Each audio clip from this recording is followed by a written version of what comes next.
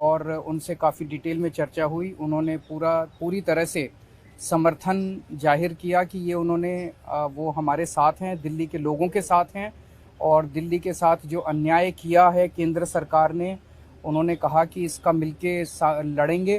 اور میں نے ان سے نویدن کیا، ابھی وہ پورے دیش کے اندر وپکش کو ایکترت کرنے میں جڑے ہوئے ہیں. میں نے ان سے نویدن کیا کہ اگر سارا وپکش اکٹھا ہو جاتا ہے، نان بی جے پی ساری پارٹیاں اکٹھی ہو جاتی ہیں، تو ایک طرح سے راجیہ سبھا کے اندر اگر یہ اس کو بل کے روپ میں لے کے آتے ہیں تو اس کو بل کے روپ میں ہرایا جا سکتا ہے راجیہ سبھا کے اندر. اور اگر راجیہ سبھا کے اندر یہ بل ہار گیا تو یہ ایک طرح سے 2024 کا سیمی فائنل ہوگا. پھر ایک میسج چلا جائے گا پورے دیش کے اندر. یہ بل اگر ہار جاتا ہے تو میسج پورے دیش میں جائے گا کہ 2024 کے اندر بی جے پی کی سرکار جا رہی ہے. یہ وعدہ کیا تھا 2 کروڑ نوکریاں دوں گا ہر سال، صرف 500 اور 1000 کی نوٹ غائب کیا تو 50 لاکھ لوگ اپنے روزگار سے محروم ہو گئے.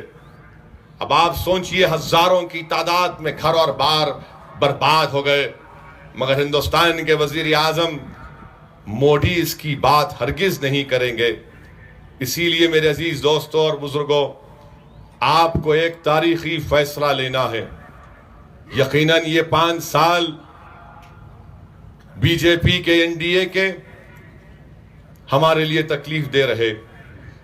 یقیناً اس 5 سال میں جو واقعات ہوئے، ان واقعات کے ذریعے ہندوستان کے اقلیتوں کو پیغام دیا گیا کہ تم اس ملک کے باعزت شہری نہیں ہو، تم اول درجے کے شہری نہیں ہو، نہ تم کرایہ دار ہو، بلکہ تم اگر اس ملک میں رہ رہے تو ہمارے رحم و کرم پر رہ رہے ہو.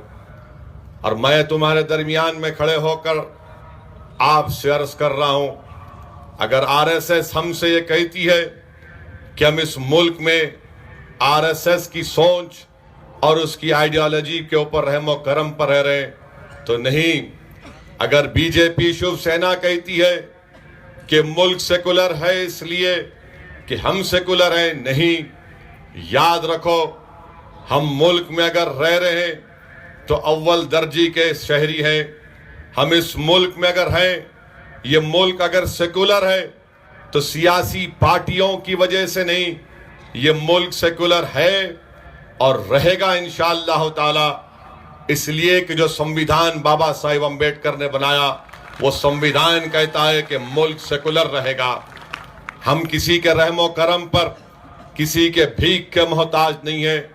میرے عزیز دوستوں اور بزرگوں، میں آپ کے پاس اس لیے آیا ہوں کہ نہ صرف آپ سے اپیل کروں کہ امتیاز جلیل کو آپ کامیاب کریے، بلکہ آپ کے دلوں میں یا آپ کے دماغ کے کسی کونے میں کسی بھی قسم کا اگر خوف ہے تو اس خوف کو دور کرو میرے بھائی. اس خوف کو اپنے قریب آنے مت دو. آج ہم کو ڈرانے کے لیے اخلاق کی جان لے لی گئی، ہمارے نوجوانوں کو ڈرانے کے لیے حافظ جنید 17 سال کے لڑکے کی جان لے لی گئی، اور ہمارے بزرگوں کو ڈرانے کے لیے پیلو خان کو مار دیا گیا. مگر اگر اللہ پیلو خان اور نوجوان حافظ جنید اور اخلاق کی روحوں کو آواز دے گا، زبان دے گا، اور اللہ اگر ہم کو ان کی آواز کو سمجھنے کی صلاحیت عطا کرتا تو یقیناً ان کی روحیں ہندوستان سے پکار کر کہہ رہی ہیں کہ کہاں ہیں وہ لوگ جسے ہندوستان پر ناز تھا، کہاں ہیں وہ لوگ جو اس ہندوستان کے کمپوزٹ کلچر کی باتیں کرتے تھے. اگر آج تم کو ہندوستان پر ناز ہے، فخر ہے، تو آگے بڑھ کر ایسی فاشسٹ اور ایسی ظالم حکومت کا، جمہوریت کو استعمال کرو، اپنی ووٹ کی طاقت پر اس حکومت کا خاتمہ کرو. میں تم سے اپیل کرنے آیا ہوں کہ اپنے ووٹ کا استعمال کرو. یاد رکھو، یہ ملک ایک ایسے چورستے پر ہے، ایسے دہانے پر ہے کہ اگر آج ہندوستان کی عوام بی جے پی کو نہیں روکے گی تو یاد رکھو ہندوستان کا وہ جو کلچر ہے جو ہزاروں کی تعداد میں ہے، یہ آر ایس ایس کے لوگ اصل بی جے پی نہیں ہے، اصل آر ایس ایس ہے، جو ان کے آقا ہے، جو ان کے آقا کہتی ہیں یہ بی جے پی کٹ پتلی کی طرح اور شیو سینا کٹ پتلی کی طرح کام کرتی ہے۔ میرے بھائی، آج ہم کو ایک تاریخی موقع ملا ہے مہاراشٹرا میں کہ ہم مظلوم عوام ہیں، ہم کمزور ہیں، ہم سے ناانصافیاں ہوئی ہیں۔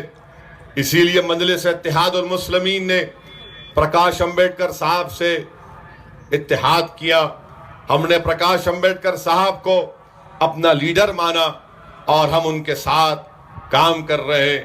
آج ونچت بہوجن اگاڑی کے تحت نہ صرف اقلیتی ہیں، نہ صرف دلیتے ہیں، بلکہ او بی سی سماج کے تمام لوگ ہیں۔ یقین مانیے، انسانیت کا، انسانی تاریخ کا اگر آپ مطالعہ کریں گے تو انسان کی تاریخ اگر آپ ہسٹری پڑھیں گے تو یہ لکھتا ہے مورخ کہ جب کمزور عوام ایک جگہ جمع ہو گئے تو اس ملک میں انقلاب برپا ہوا۔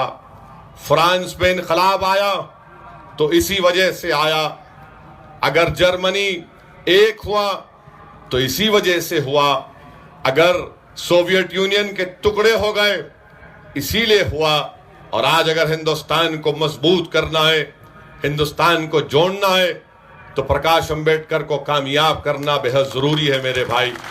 اگر آپ پرکاش امبیڈکر کو کامیاب کریں گے تو ہندوستان کا وہ خواب جو ہمارے بزرگوں نے دیکھا تھا کہ کمپوزٹ کلچر، گنگا جمنی تہذیب، یہ سب چیزوں پر ہم اس کو کنٹرول کر پائیں گے۔ اورنگ آباد کی پارلیمنٹ کی سیٹ انشاءاللہ تعالی یقیناً ونچت بہوجن اگاڑی کے اور مجلس کے امیدوار امتیاز جلیل کی کامیابی یقینی ہے۔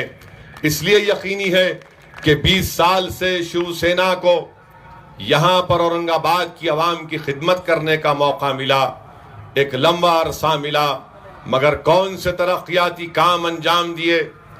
ایسا رکن پارلیمان جس کو اٹل بہاری واجپئی بھی پرائم منسٹر تھے، اس کی سرکار یہاں مہاراشٹرا میں بھی تھی، مگر اس کے باوجود بھی کوئی وکاس کا کام ہم نہیں دیکھتے۔ ان کی زبان سے صرف یہی نکلتا ہے کہ دیکھو یہ داڑھی والا ہے، وہ ایسا کر دے گا، یہ فلاں کر دے گا۔ اب شیو سینا کے لوگ کہہ رہے ہیں کہ حیدرآباد سے شیروانی آئی ہے اور ان کی زبان پر رضاکار کا نام چڑھ گیا۔ ارے ظالمو، یاد رکھو، جو رضاکار تھے وہ پاکستان چلے گئے، جو ہندوستانی تھے وہ حیدرآباد میں رہ گئے، اور ہم اس ملک کے وفادار ہیں اور رہیں گے۔ اور کھیرے میں، بلکہ ادھو ٹھاکرے میں اور مجھ میں فرق یہ ہے کہ میں انڈین بائی برتھ بھی ہوں، ادھو ٹھاکرے